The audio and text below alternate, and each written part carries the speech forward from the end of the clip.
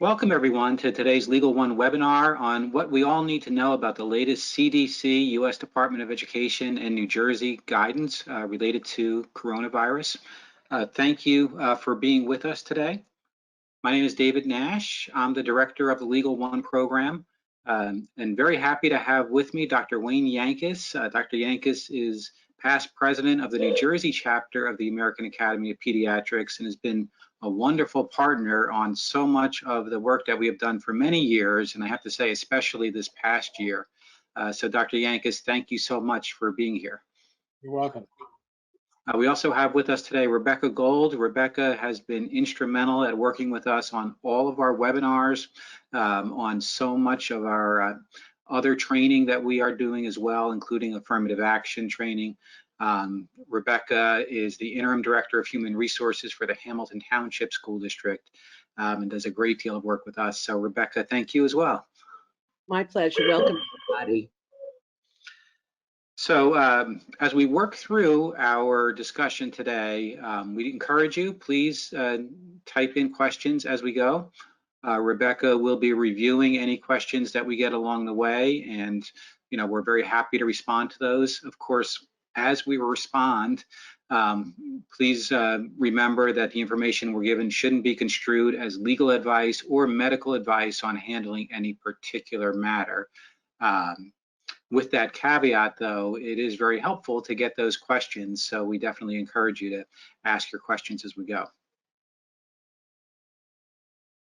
So we thought this would be a good time to do this webinar and share some more information with you, including the latest New Jersey and national data, the latest guidance from the New Jersey Department of Health, the latest guidance from the CDC and the U.S. Department of Education, both of which came out on February 12th, the vaccination rollout and some latest information regarding that issue, and of course, just some opportunity for you all to ask questions on these challenging issues.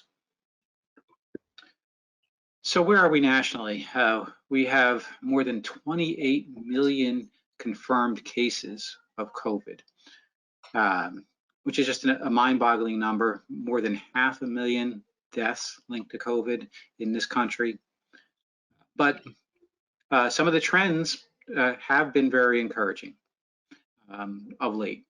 There have been significant reductions since early January in the rate of new infections, in hospitalizations and deaths. So those are very encouraging signs.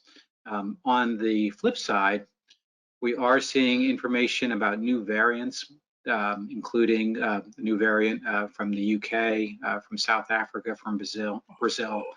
And there is some concern about these new variants. So it's a mixed bag of information, but certainly at the national level, when it comes to infections, hospitalization, and death, we are seeing a significant decrease in numbers. Dr. Yankus, we know that we have been able to establish through research and information made available by the CDC, those individuals and groups who are at a greater risk of severe illness or death linked to COVID-19. Do you want to just briefly talk a little bit about some of those? Right. As we age, our ability to fight infection diminishes, and certainly with coronaviruses, it's no different. The underlying medical conditions we've seen that have featured mostly in making people severely ill have been largely those with chronic lung disease, particularly asthma, but also heart conditions. But obesity actually ranks up there as one of the reasons for people to be hospitalized. Kidney disease, diabetes, again, this is a disease of inflammation. And these are, of course, the organs that are most subject to inflammation. And certainly, I should have updated this slide. The body mass index number was actually lowered. So now it's those individuals with a body mass index of 30 or higher who are at enhanced risk. And Dr. Yankus, that is a significant portion of our population, isn't it? It is, and it's a significant portion of children as well, and particularly in urban areas. So as we look at children who have become ill, the body mass index has been a factor as well. Absolutely. The latest New Jersey information also is provided here. Since the pandemic began, we've had more than 772,000 confirmed cases, which is almost 8% of our state population. So that's an incredible number in and of itself. I think about almost 8% of the total citizenry having been infected. Total deaths are approaching 23,000. So these are obviously, troubling total numbers. On the flip side, our transmission rate, the rate at which individuals are passing COVID on to others, has been consistently under 1.0 for some time, and most recently was at 0.86. So Dr. Yankus, can you just talk about how important that rate is? Right. The rate with which the transmission takes place, and this would be true of any infectious disease or any outbreak, has a lot to do with the community response to a disease. And once you get below 1, we begin to see the light at the end of the tunnel. And the next point there will be the risk matrix. And in New Jersey, we've used color codes for those, green, yellow, orange, and red. And that gives us a better clue as to where the transmission rate. The difficulty with transmission with SARS-CoV-2 or COVID-19 is, there are typically people who have the virus who are symptomatic, but there are plenty of people who have the virus who are not symptomatic. And that's what's been most unusual about this disease. Nobody has the flu who isn't symptomatic, but you can have SARS-CoV-2 or COVID-19 and be totally asymptomatic, transmitting the disease to other people. And of course, we have seen some outbreaks in schools. I think we would have to agree that we're all braced for a much larger number of outbreaks in schools. We have had to date, though, 152 outbreaks in our schools, and 737 cases among students and staff that have been specifically linked to schools. So Dr. Yankus, those numbers, obviously one outbreak is alarming, 152 we've had, but given our overall student population, we could have expected even worse than this, couldn't we? I think we have to keep in mind that these are the reported cases. Yeah. There are many cases where there was no testing, or there were people who were symptomatic and quarantined but didn't get a test, which was acceptable for the CDC. But an outbreak is defined as more than the usual number of cases. In the case of COVID, one case is more than the usual number. So essentially 152 is better than some, but on the other hand, I would venture to say that our numbers are probably higher than that. I think that's right. So there is always that challenge of things that are perhaps under-reported or under-recognized. On the vaccination front, we are obviously all hopeful regarding vaccination and having that roll out. New Jersey to date has received 2.1 million vaccine doses and administered close to 1.8 million. So at this point, nearly 19% of our total population has received at least one dose. So again, Dr. Yankus, we're starting to make some progress on the vaccination front. We are. We have to remember three things with vaccinations. One is that most vaccinations in this country prior to COVID were not made in this country because of the legal issue of people suing for vaccine injury. Many vaccines for measles, mumps, things like that were made in Europe and sent here. So we've revamped a lot of companies to make vaccinations locally.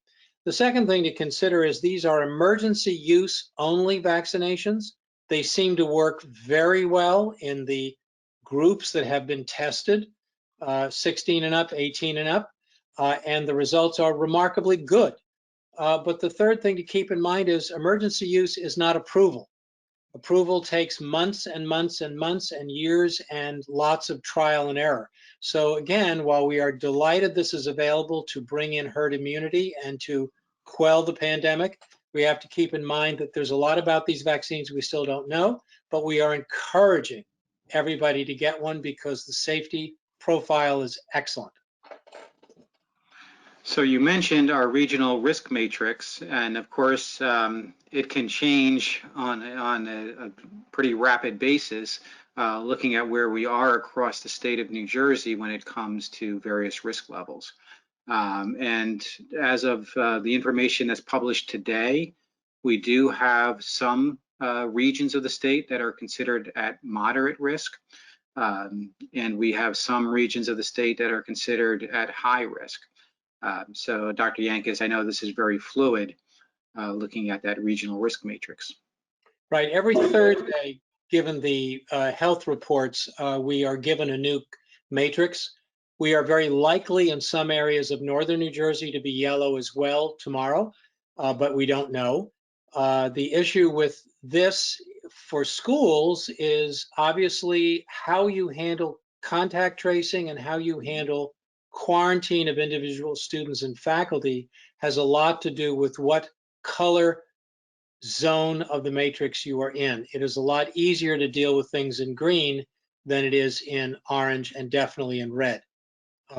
So we'll see what tomorrow brings.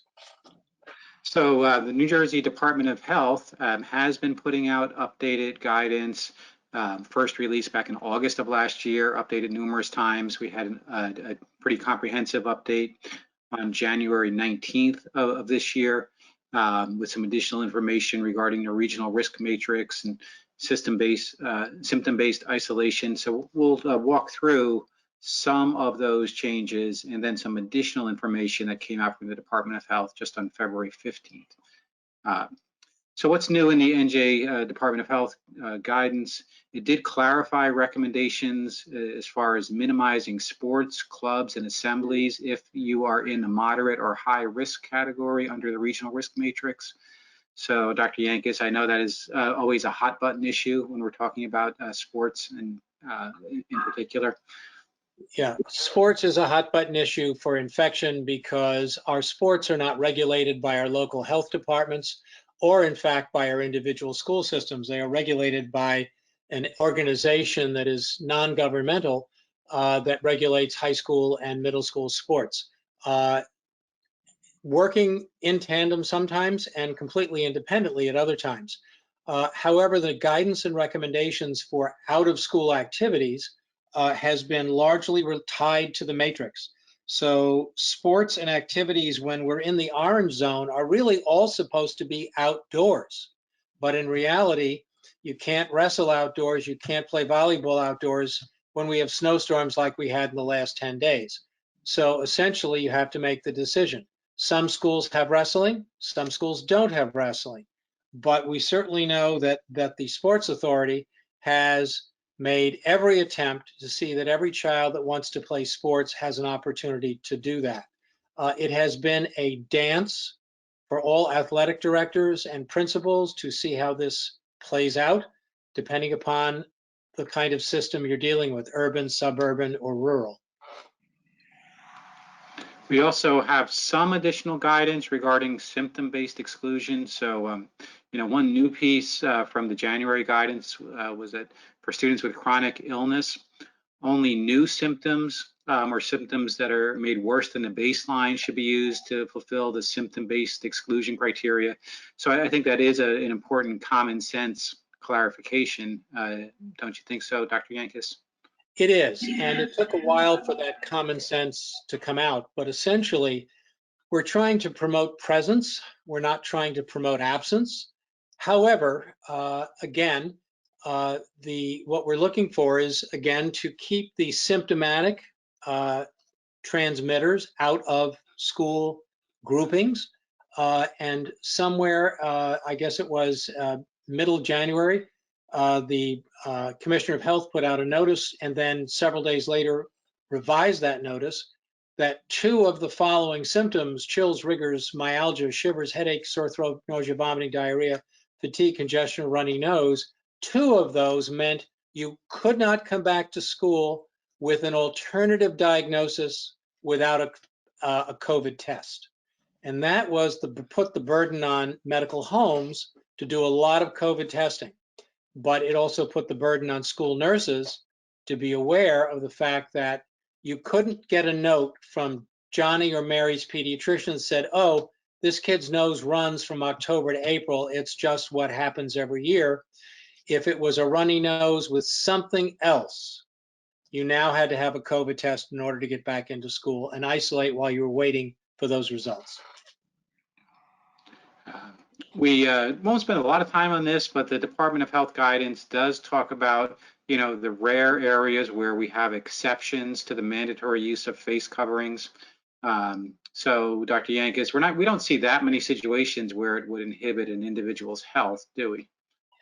Almost none. The ones that are medically listed generally are because you've had an accident to your face and your facial structure is altered.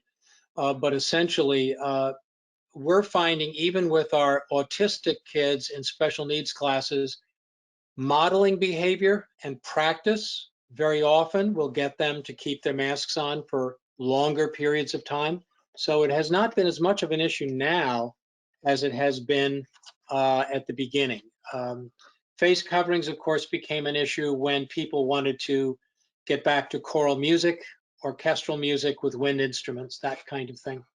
Absolutely. Of course, if a student is unable to wear the mask because of their IEP or 504 plan, oftentimes that's not permanent. It's one of those things that can be worked on over time. And then over a period of time, the student does get comfortable. So I would not accept that has to be that way forever for an individual student. And we have seen for most students over a period of time, we are able to work with them so they can wear that face covering. Right. So if a student's participating in high intensity physical activity in a well-ventilated location and able to maintain physical distance, so that's a lot of caveats, right, when it comes to activity in a physical education class, Dr. Yankus. It does.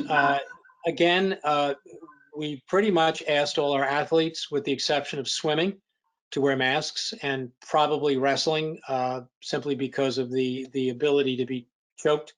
But essentially, we find that there are very few cases where you can't or shouldn't be wearing a mask. And it is, along with hand washing, the two of the three public health issues that have saved us from making this get worse and worse. And we're finding that we have remarkably low influenza numbers this year, remarkably low, because people are using masks. So that we talked about this offline. There could be some lessons that we want to think about moving forward to hold the number of flu cases down in the future. Correct, because influenza affects children as much as it affects adults, both fatally as well as profoundly ill, and sometimes not so ill, but still absence from school. And this year, with distancing, hand washing, and masks, we have almost, the wards in the hospitals are empty that would normally be full with kids with flu. Yeah. So another thing to remember, was there a question? Yes, we have one quick question. What level of infection would we have to turn red in the Northwest? Going back a couple of slides to the grid with the color-coded states.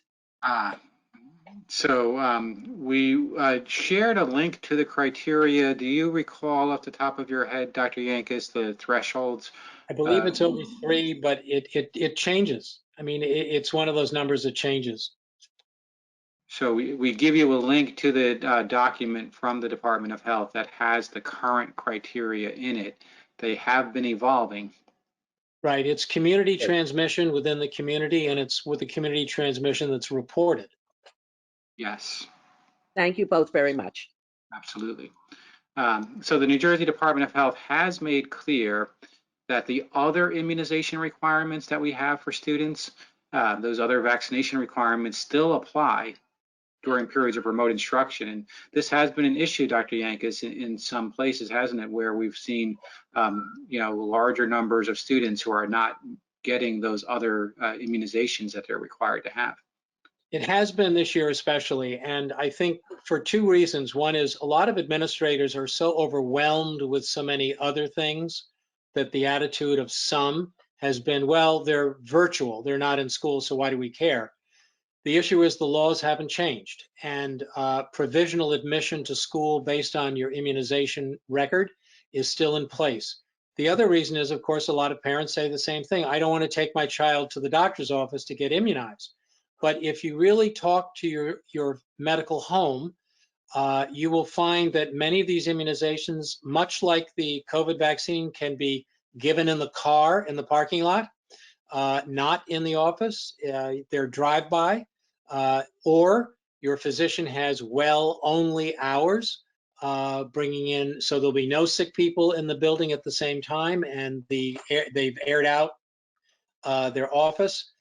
There really has been no reason not to maintain these immunizations, and I'm afraid if we don't stick to the current guidance and Department of Health immunization rules, it'll be a big reckoning come in the fall of kids turned away at the gate of the school who have not completed their immunizations.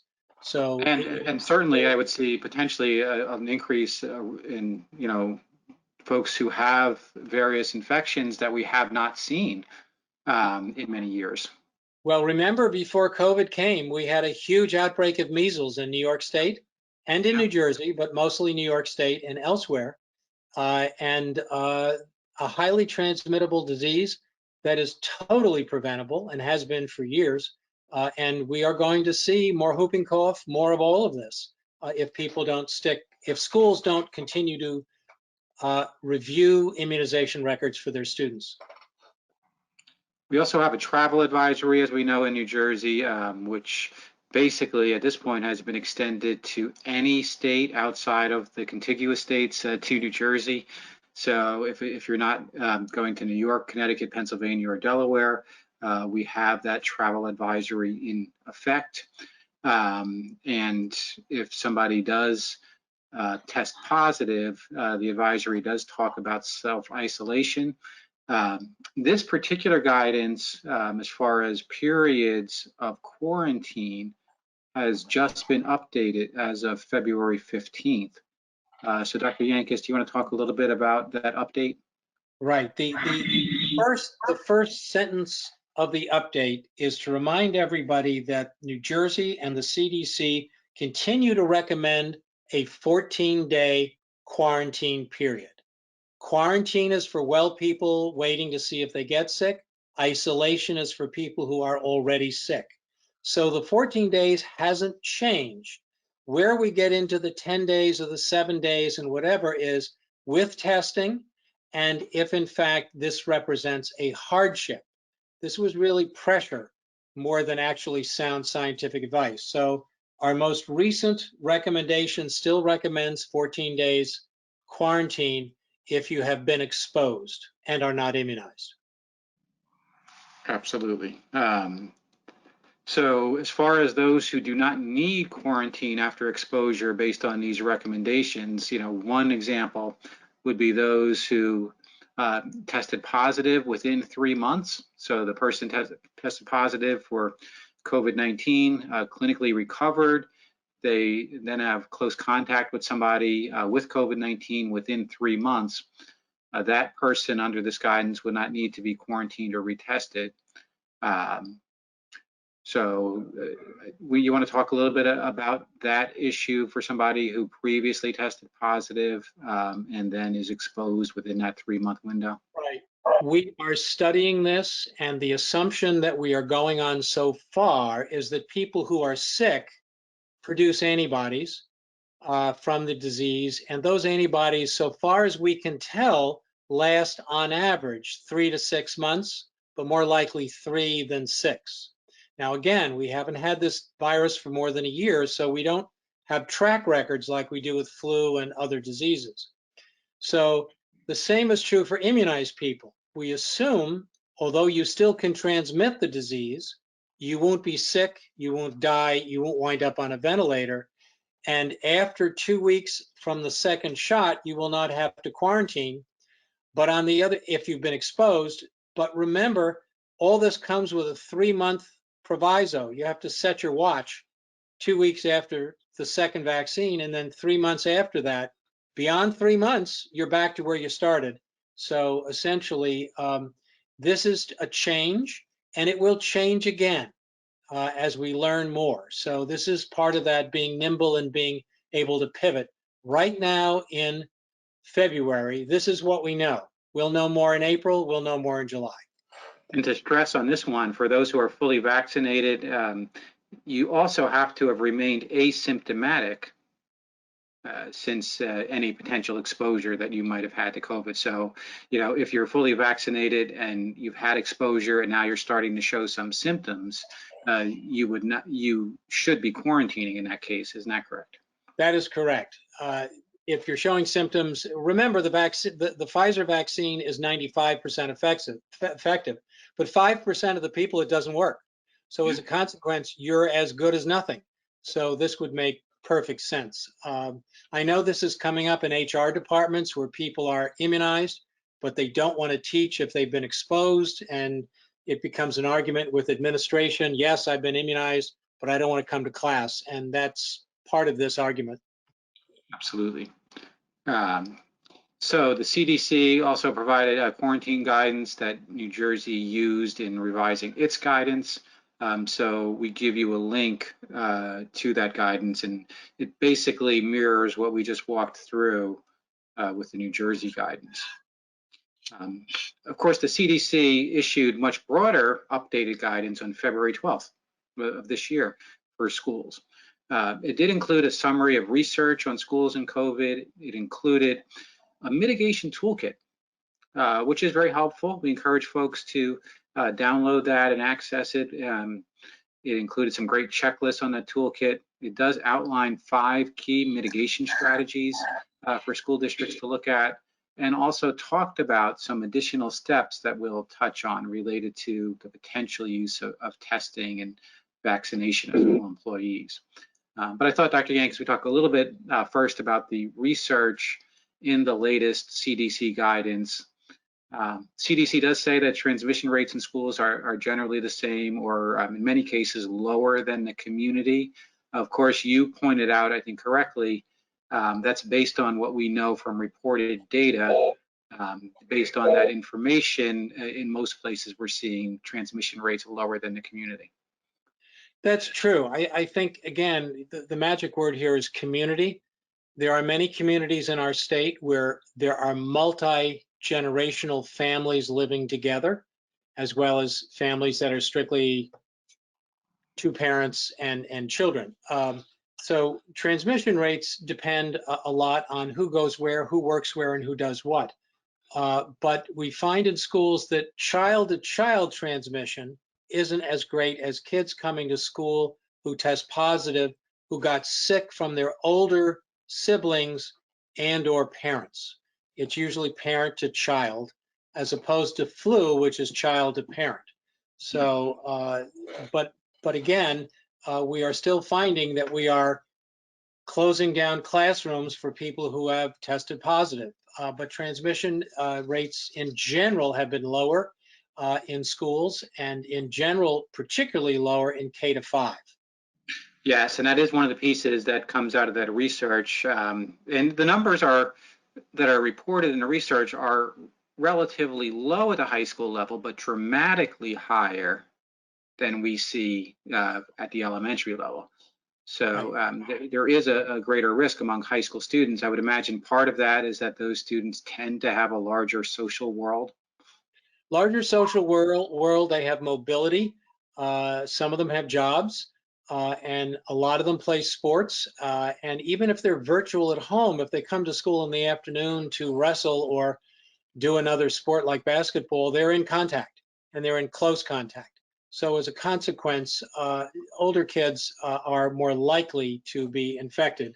And again, many of them carry the same risk factors as adults do, with inflammatory disease, diabetes, obesity, etc.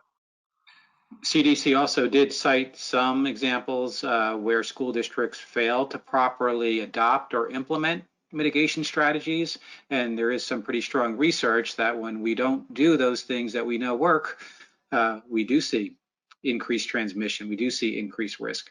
So those mitigation strategies are really critical. If there's a breakdown, schools are going to be just as dangerous as any other part of our society. Isn't that right? I realize this is very tough to do in schools that have pre-K or daycare centers. It's also very difficult to do in your special needs classes with the highly autistic children who are not cooperative with masks and distancing and so forth. And it puts teachers at considerable risk, which means the school is obligated really to figure out some of these situations and to work in the best interest of everybody concerned, both student and employee.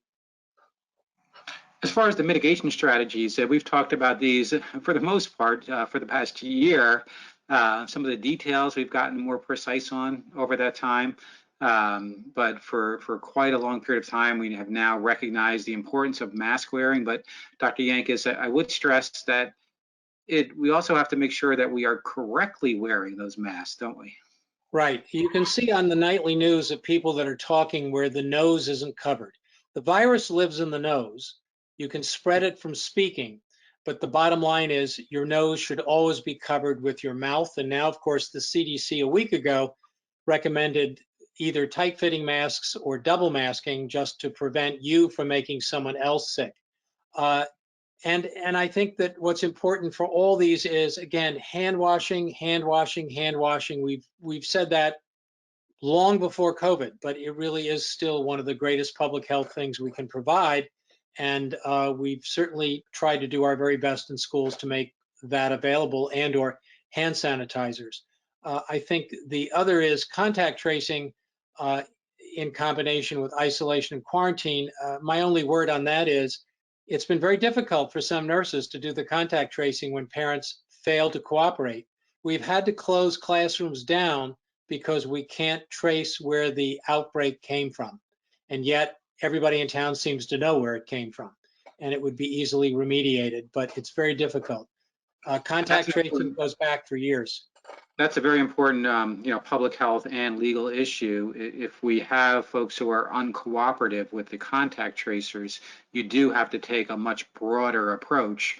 You don't have that scalpel approach you can take, and you do have to do much larger shutdowns in many cases. Right. So a little hard to see. We took a shot of one portion of the latest CDC guidance. So I will note that they have developed their own tool for looking at community transmission rates. Obviously, as a legal matter, we are compelled to follow the New Jersey guidance on this, but this is another useful piece of information that the CDC has provided, and they actually have links in their guidance to every county in the nation. So this, I think, could be another useful tool for school districts to use, Dr. Yankus. Yes, definitely. And again, it does translate into action that nurses and schools have to take regarding quarantine of students and closing down classrooms. So paying attention to this makes perfect sense. The guidance that just came out also does talk, it's not in their essential mitigation strategies, but the guidance also talks about the potential value of screening testing, doing testing, for example, of, in some cases, random samples of students and or staff members, or fully for all staff on a regular basis, which in some cases could be weekly.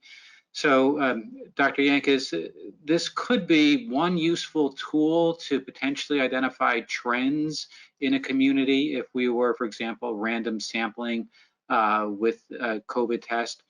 But I recognize there are lots of logistical challenges that go with this. It could be a very useful tool if you are working with your local health department. Remember that any test is only as good as the person who takes it. And the test being done accurately. The other with testing for any disease is to remember that the incubation for SARS-CoV-2 can be up to 14 days. So if you test on day 5, but you come down with the symptoms on day 7, your test will still come back negative. So random testing may have some help in determining community transmission in schools or other places, and is something that has been done with other diseases, can be done with this, but I don't see it happening next week.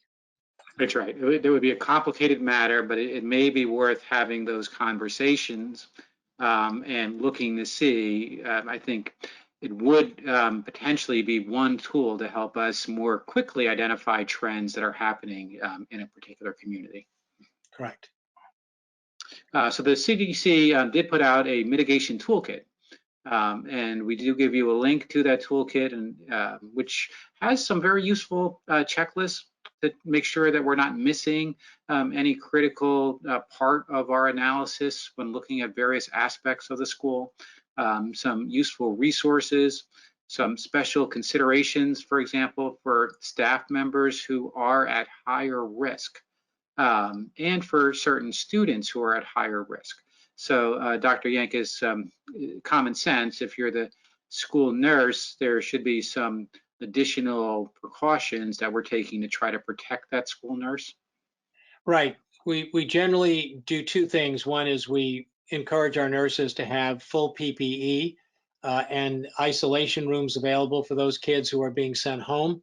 In the beginning, it was very difficult to get the gloves and the masks and whatever, but now we seem to have most of what we need for most schools to protect them. But they are the ones that come closest to the sick kids. Yeah, and we know there are other, in particular, staff who come very close to students who could put them at greater risk. So if you're a teacher or a paraprofessional who's working with a student with a disability, and part of what you have to do is to, fairly regularly make some physical contact with that student. Perhaps it is an individual student who's unable to wear a mask. We should be thinking about some enhanced PPE for that staff member as well, shouldn't we?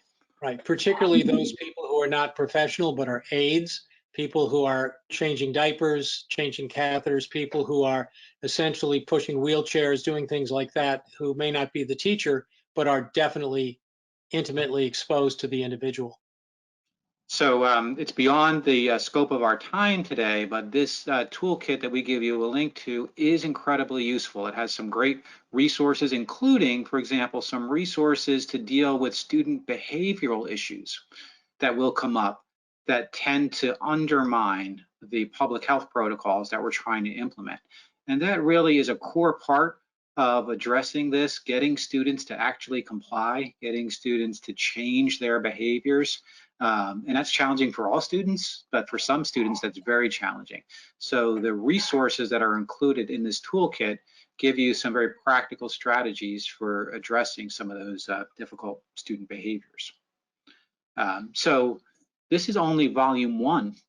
The U.S. Department of Education does plan to continue to build on this handbook. We give you a direct link to volume 1.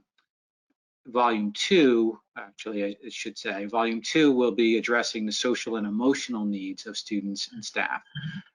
So there's going to be an ongoing series of practical guidance documents coming out from the U.S. Department of Education, and we hope from the New Jersey Department of Education as well, as we prepare for more and more of our students coming back physically into our school buildings. So Dr. Yankus, I know the focus on social and emotional learning has been pretty strong in the school districts that you're working in. Right.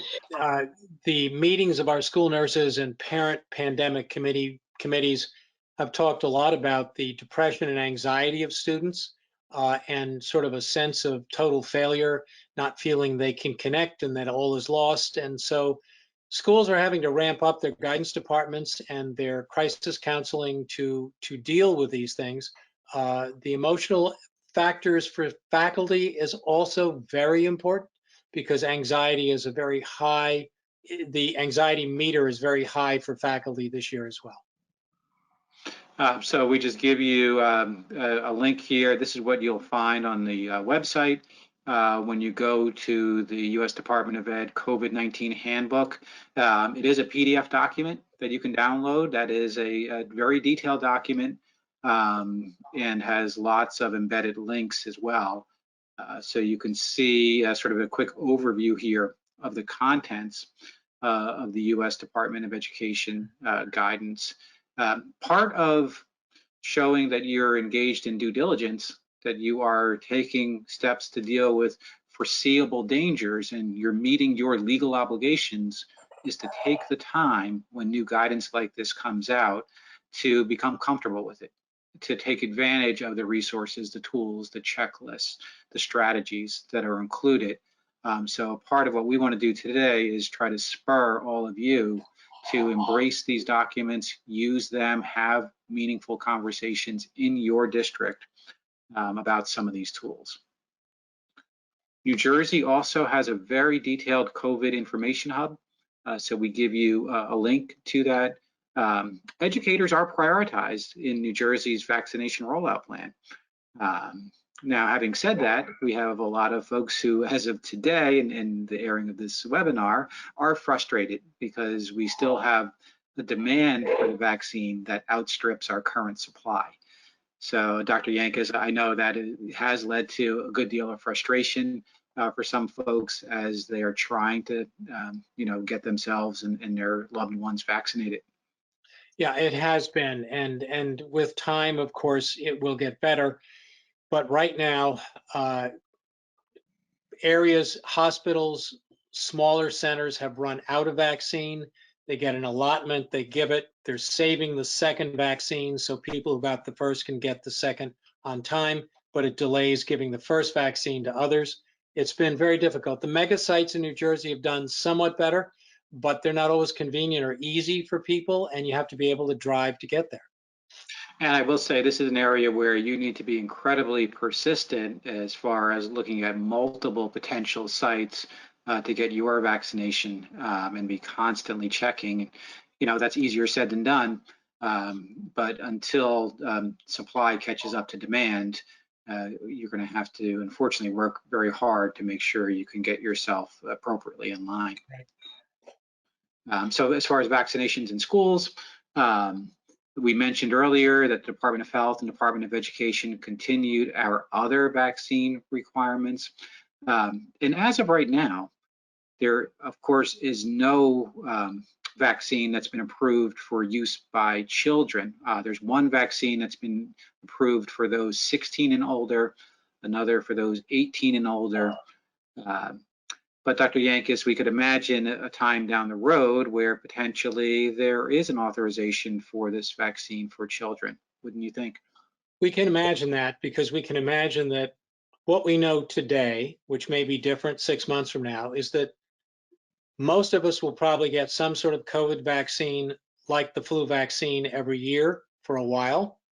And children, because they are transmitters, even though the majority are not symptomatic, may also be part of that. Most of the companies that are manufacturing vaccinations are trying to do experimental work with children with obvious parental consent. They have not had a lot of success. Pfizer has had the most success with children from 12 to 18 signing up, but under 12, no one's testing at the moment. And so we don't envision anyone in the K to 5-year-old age group or K to 6 largely getting vaccinated much before 2023, if in fact at all. Absolutely. Of course, a larger question that has been coming up first is availability of vaccines for employees. There's a huge demand for that. Then very quickly, the conversation evolves to whether or not potentially employers down the road could require staff to be vaccinated. So we are not there yet. We have no school district in the state that I'm aware of that is currently attempting that. And as a legal matter, I think that would be very difficult under an emergency use authorization. But at some point, we're going to move beyond emergency use authorization for adults, I would imagine, Dr. Yankus. Yes, probably not for it'll be 2022 or the very end of 2021, but yes. So I expect that once we get to that point in time, you will have some employers and potentially some school district employers looking to mandate vaccination for their employees. There is guidance from the EEOC that this could, under the right circumstances, be legally permissible to require those vaccinations. We do have an article that we placed on our website on that issue because we knew we were getting many questions on that. So the potential does exist down the road. We are not there. The potential does exist that this could happen down the road.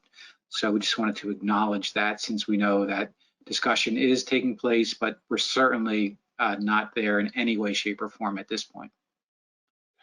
The Department of Education last year put out some guidance to help school districts think about how do we deal with student absences during COVID. And this has been an incredibly difficult issue for all of us. So, keep in mind that we have some students who, because of their home situations, are really unable to participate during traditional school hours. Part of our challenge as the school officials is to be creative, find alternative times, alternative ways for some students to be able to attend school, even if it's outside the normal hours. So that's part of what we want to look at as far as strategies for helping with potential absences. Another piece to this is to make sure that we don't have any students fall through the cracks. If we had a student who was physically in school first period and then didn't show up for his second, third, fourth, and fifth period class, we would notice. We would respond. We would look for the student. We would contact their parent. We would try to figure out what the underlying issues are. Those same legal expectations still apply if the student checked in first period and then disappeared periods 2, 3, 4, and 5. So Rebecca, I know that can be a real challenging issue for school districts to make sure we have a good system in place for the student who disappears on us in the middle of the school day when they're virtual. Yes, and it is, I think the key word is challenging, as you said. What we found was the routine way of checking on children is fine, except we don't have our supports all in place. We used to have the police that might drive by and try to check and see what's going on. Obviously, right now, they're so busy with everything that that's not right on top of their list. So we reach out with phone calls and our educators go to check. But again, you're not going in the house. You're not going to go close to the house because you want to quarantine yourself and the people that you're going to deal with there. So it's been a challenge. It's been a challenge also of keeping track of students remotely coming on. And as you mentioned, so we're trying, and all of our educators are trying to do the best they can, but in addition to the routine challenges, COVID has thrown a couple of more curves at us on this one. And part of what I would say on this one is it's important for superintendents and police chiefs and other officials below that level in schools and law enforcement to talk through this issue and continue to work together. We do have more and more communities where police are starting to do more wellness checks, even with all the challenges that come with coronavirus. It's an important issue that, despite the challenges, is one that deserves a great deal of our attention. We don't want students who are simply falling through the cracks, and we don't know what's happening with those students. Dave, even more important to them actually showing up for learning is to make sure they're showing up if they're on free and reduced lunch for the free food, because food insecurity has become huge. Our students are they're not getting fed at home. There's a lot of money problems. There's a lot of consistency problems. So I think that's another big one that goes under there of not falling through the cracks. We're all doing food distribution, but we have to make sure that the people are coming and that families are getting the food that need it the most, whether it be from us or someone else, a food bank or whatever, because our kids are hungry. We see stories where they're on screen in school and they're going, I'm so hungry, or, I haven't eaten breakfast, my mom's not here. So I think all of those also fall under, are they showing up for class and are they showing up for the distributions, or are they getting food? And what we're seeing is that, so many more families are accessing or trying to access food banks and other resources. And there are so many more people who are struggling with that issue right now.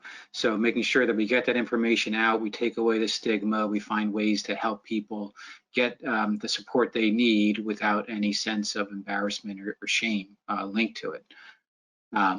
There is this piece, Dr. Yankus, as far as substitute nurses, some additional flexibility for the amount of time that a substitute nurse could serve in a position within a district. So I imagine that's welcome from school districts to have a little bit more flexibility on that front. Yes and no. It is welcome because we've had the good fortune of having very few nurses be out sick or out quarantined themselves. Substitutes are hard to find. They're very, very hard to find. They're often from an agency. The difficulty is when a non-certified school nurse, in New Jersey, we have certified school nurses. When you have a non-certified school nurse come in to fill the role, it becomes sometimes challenging in dealing with some of the laws and things that go on, as we've talked about in this presentation. However, we know that based on previous legal decisions in the state, not every school has to have every school have a certified school nurse, but you have to have one. And as a consequence, this has been very difficult. It has been extremely difficult to find substitute nurses. And the way the codes work is if there is no nurse in the building, the principal becomes the de facto nurse, or his office or her office. Yeah, that's right. And you know how obviously how dangerous a situation like that can be. So part of the challenge is trying to increase that pool of potential nurses. That's a very difficult issue. This at least gives some flexibility if you have found someone that you can have them through the end of the school year. Right. I did want to walk through two quick scenarios with you, Dr. Yankus, things that we've seen coming up. And in this first one, you have a parent who just texted you to inform you that another parent, Danielle, is endangering everyone in the school since she and her kids just got back from a trip to Florida. Karen has forwarded you a screenshot of what she claims is a post on Danielle's Facebook page from her trip. What do you do now? So Dr. Yankus, I'm sure you've experienced this where some parents are letting you know what other parents are up to. This has been an ongoing issue all pandemic long because we've had President's Weekend, we've had Christmas, we had Easter, we had, we're going to have April break, whatever. And very often what is, it's the children. The third grader will tell you, I went and saw Mickey at Disney World over the weekend. And obviously, or the neighbor will call and say, she's lying to you. She said she didn't go away, but everybody's got a tan. So, the issue now, of course, is the nurses doing contact tracing are doing it in the name of the public health. And the public health takes place at school as well as workplaces.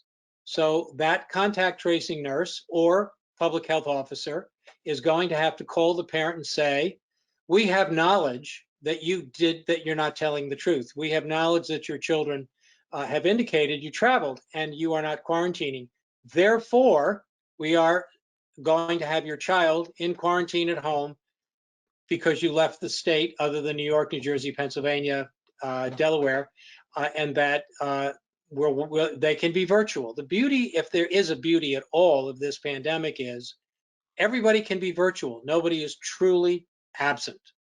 It's not great for those that want to be hybrid or in presence, but on the other hand, we're not punishing you by taking away your education.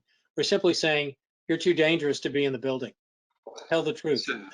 So Rebecca, it's probably not shocking to know that sometimes parents don't like other parents and might have other motives for sharing this sort of information with schools.